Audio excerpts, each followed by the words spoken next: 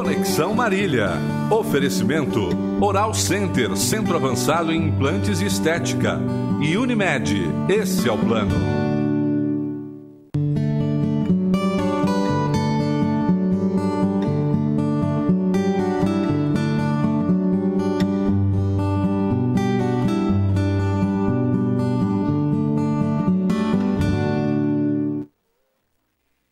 Muito boa noite, estamos começando mais uma edição do programa Conexão aqui pelo seu Canal 4, sempre em nome de Unimed Marília. Cuidar bem da sua saúde, este é o plano. Vitalícia Levíssima Água de Marília. Exija, peça, diga eu quero Vitalícia, a única água adicionada de sais do estado de São Paulo. Conosco também a Oral Center Odontologia especializada do meu amigo Dr. Wilson Kleinschmidt. Também com a gente aqui no programa Conexão, a companhia da Lapa Reforço de Fundações, na São Vicente 235, fone 3304-0334. É o fim das trincas e rachaduras. Se o problema na sua casa são trincas e rachaduras, procure o pessoal da Lapa Reforço de Fundações. E também Unimar Universidade de Marília, com o vestibular já marcado aí, mais uma edição do vestibular para o próximo dia 16 de dezembro. Matrículas abertas no site unimar.br. Você pode fazer a sua inscrição.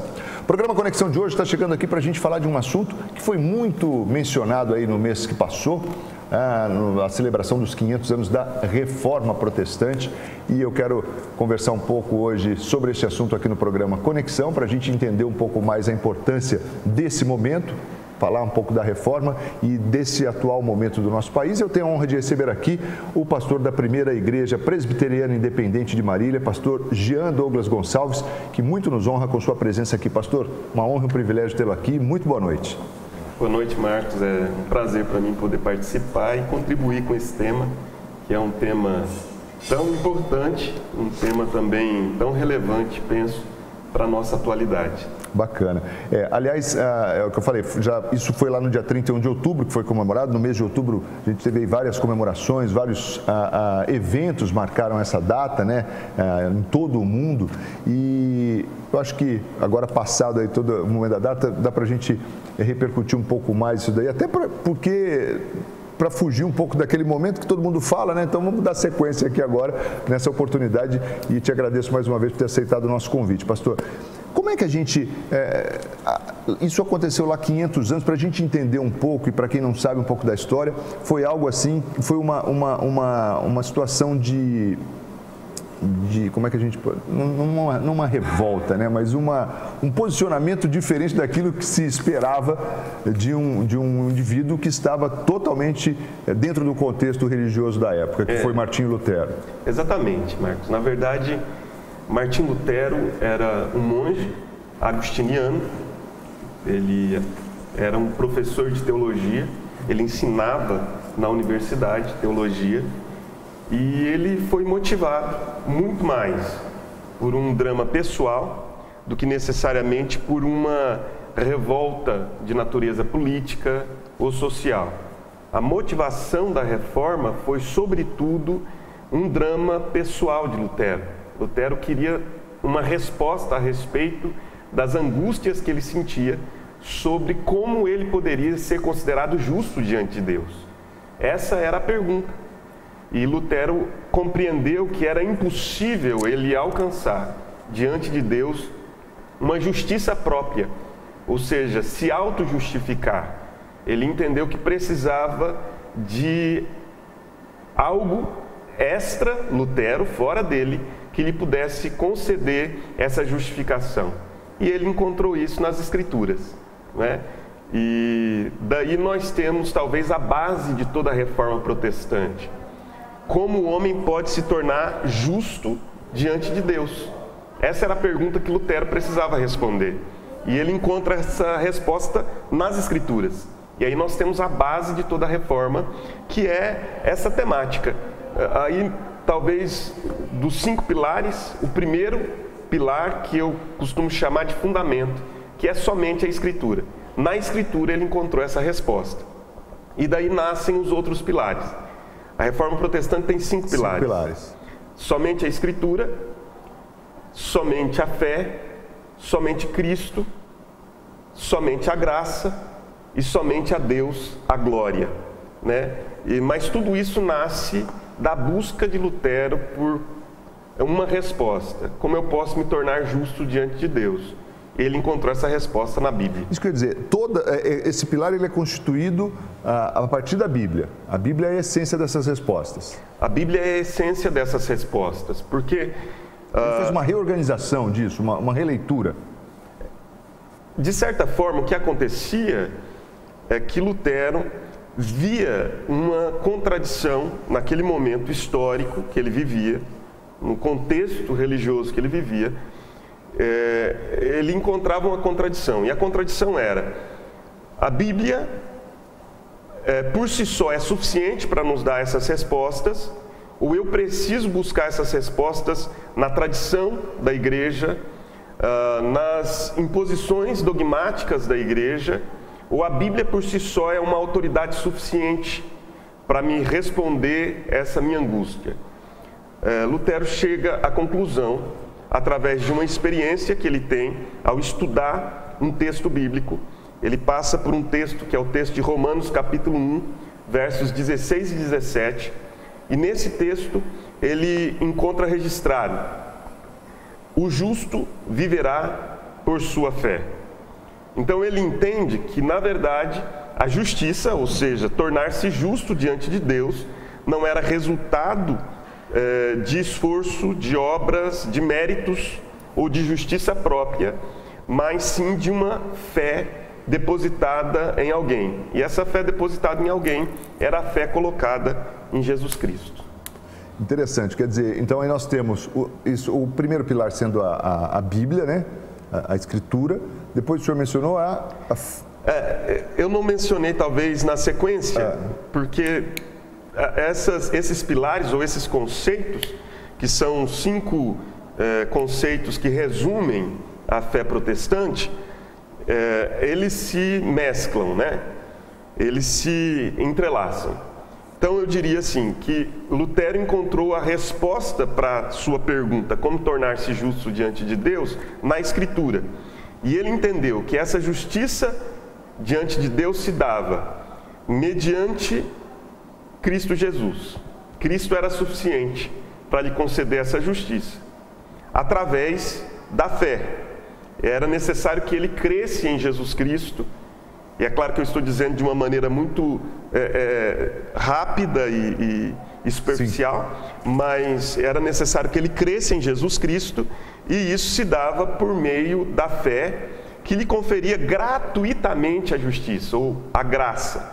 E todas estas coisas, tanto a Escritura, quanto a fé, a graça, a obra de Cristo Jesus, que é a obra redentora, conferiam a Deus a glória, porque nada disso provinha do homem, nada disso nascia no homem, mas era proveniente de Deus. Então, somente a Deus a glória. E aí, por que isso impactou tanto no momento, né? Quer dizer, porque isso aí você tirava toda o peso, o glamour da igreja? Eu penso que isso impacta tanto o momento, Marcos, porque aí nós precisamos compreender um pouco do contexto em que a igreja vivia. E aqui não há uma crítica específica a uma ou outra igreja, não é uma crítica ao catolicismo romano, mas é uma constatação do momento histórico mesmo, histórico que a igreja vivia, que era um momento de corrupção dos conceitos cristãos, religiosos, morais, que afetava toda a sociedade. Lutero, percebendo essa corrupção latente na sociedade, ele toma um posicionamento frente àquilo que ele via. Por exemplo, ele percebia que existia uma estratégia, vamos chamar assim, da venda de indulgências. O que era a venda das indulgências? Era um modo que a igreja prometia o perdão passado, o perdão presente e futuro, não apenas do próprio requerente, mas também de outros por quem ele poderia intervir, parentes próximos, amigos, que era concedido mediante uma quantia em dinheiro, onde você poderia, ao pagar um valor, requerer esse perdão de pecados. Isso conflitou com a compreensão que Lutero passou a ter ao estudar as Escrituras. Então, toda essa corrupção, eu estou dando aqui um exemplo, gerou em Lutero também essa indignação. E essa indignação o levou a deflagrar o processo da reforma, que se deu exatamente quando ele escreveu 95 teses que combatiam essas posturas, não apenas essa, mas outras tantas, e afixou essas 95 teses na porta do templo de Wittenberg, da Catedral de Wittenberg, na Alemanha. E essas 95 teses nada mais eram do que um convite ao debate. Ele queria que as pessoas debatessem, refletissem a respeito desse contexto religioso da época e como aquelas teses poderiam cooperar para uma reforma interna da igreja. Nunca foi desejo de Lutero, e isso historicamente nos parece muito claro, bastante claro, dividir a igreja. O interesse de Lutero era uma reforma daquilo que se tinha mesmo. Que se tinha. Exatamente. É que a proposta acabou não sendo aceita, né? Exatamente, a proposta não foi aceita, né? Nós temos em 1521, a reforma é deflagrada no dia 31 de outubro de 1517. Em 1521 nós temos a chamada Dieta de Worms, que foi, entre outros assuntos, um concílio da igreja para discutir, entre outros assuntos, também o pleito de Lutero. E Lutero vai para a Dieta de Worms com medo, entre aspas, de morrer. É aí que ele vai, inclusive, compor um hino que é chamado o hino da Reforma, que é Castelo Forte. Castelo Forte é nosso Deus, refúgio e bom escudo, com o seu poder defende os seus, e por aí vai. Ele compõe isso quando ele vai para a Dieta de Worms, para o debate dessas teses e de outras ideias que ele está trazendo, que ele sabe que serão refutadas. E é pedido a Lutero... A situação era tão séria e tão importante que deveria ter uma reunião para debater só aquilo, né? Mas, no entanto, a pauta de Lutero era só mais uma coisa dentro de um contexto que eles estavam discutindo. Exatamente. Né? Quer dizer, já minimizando, tentando esvaziar, vamos dizer assim, o movimento de Lutero. Né? Pode ser uma leitura desse momento, né? E o fato é que quando Lutero vai para a Dieta de Worms, é pedido a ele que se retrate das teses que ele está pleiteando, do anúncio, da pregação que ele está disseminando. E Lutero diz que, a não ser que ele seja convencido pela Escritura, e talvez aí esteja o centro da reforma, que é somente a Escritura, a não ser que ele seja convencido pela Escritura, ele não se retrataria. Né? Foi e bem, é fato, né? que ele não foi convencido. Nessa colocação ele foi muito feliz, né? Exatamente. Deixa eu ir rapidinho para o intervalo, a gente volta na sequência para falar mais aqui sobre os 500 anos da Reforma Protestante, aqui no programa Conexão de hoje, com o pastor Jean Douglas Gonçalves, que é pastor da Primeira Igreja Presbiteriana Independente de Marília e está aqui com a gente para falar um pouco sobre este assunto. Não sai daí não, nós vamos ao intervalo sempre em nome de Unimed Marília. Cuidar bem da sua saúde, este é o plano. Também conosco a Vitalícia, a levíssima água de Marília. Exija, peça, diga eu quero Vitalícia, a única água adicionada de sais do estado de São Paulo. Também com a gente, Oral Center, odontologia especializada, do meu amigo Dr. Wilson Clay Schmidt. Aliás, um grande abraço aí para toda a família Oral Center, sempre ligados comigo aqui na nossa programação. E também com a gente a Lapa Reforço de Fundações, na São Vicente 235, Lapa Reforço de Fundações, o fim das trincas e rachaduras. Sua casa está com problemas em trincas e rachaduras? Fale com o pessoal da Lapa Reforço de Fundações, eles têm tecnologia e know-how no assunto. E também Unimar Vestibular 2018. Unimar, próximas provas do vestibular acontecerão no próximo dia 16 de dezembro. Você pode fazer já a sua inscrição para o vestibular no site www.unimar.br. Rapidinho e a gente volta com o programa Conexão para o próximo bloco. Até já!